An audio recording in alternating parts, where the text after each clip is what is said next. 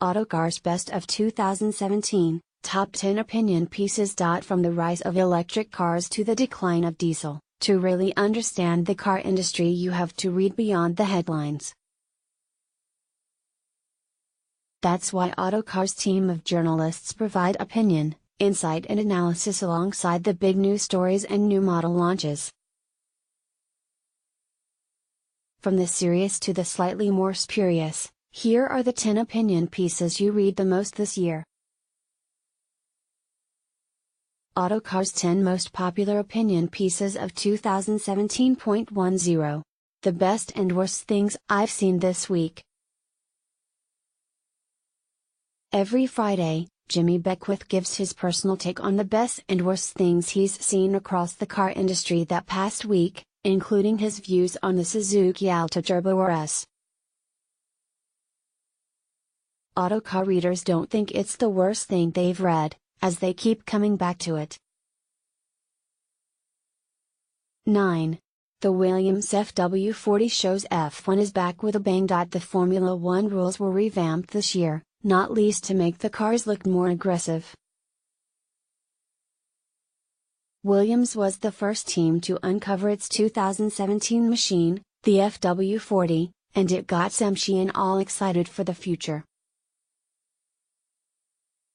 Those commenting on the piece were less convinced. Spoiler alert, the Williams might have looked nice, but, Lance Stroll's Canadian GP podium aside, it wasn't quite as fast as the team would have hoped. 8. Artico, its final upholstery by another name. Remember when cars were swathed in vinyl? Vinyl interiors, roofs and the like. Well, you'll still find vinyl in cars, but it's usually presented under a different name, such as Artico. Remember when cars were swathed in vinyl? Vinyl interiors, roofs and the like.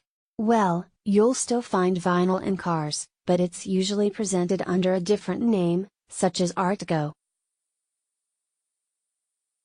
Point 7.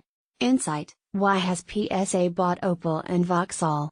It's the big buyout that grabbed headlines. PSA Group's buyout of venerable British brand Vauxhall and its European parent Opel from General Motors was one of the big industry stories of the year.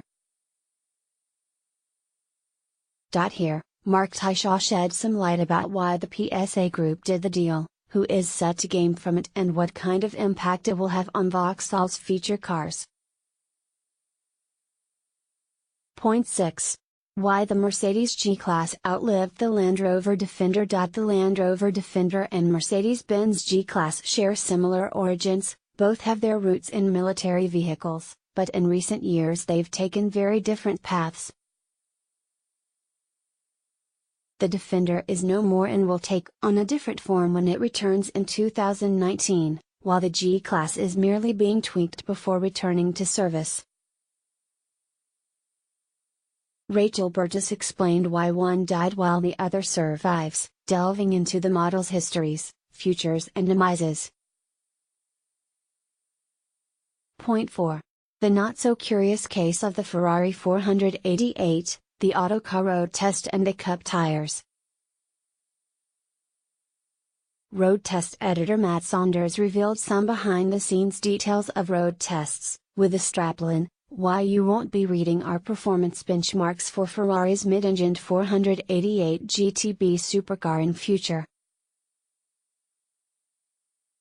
He continues, likewise, I'll leave it to you to decide how Ferrari's decision, using a technicality to gain a performance advantage in a test in which it knew lap times, acceleration and braking would be tested, reflects on the company. True, it's not as if Ferrari fitted non-road legal hook-lam tires. But, chances are, this didn't just happen once. This was the car used for every performance test in every major publication across Europe.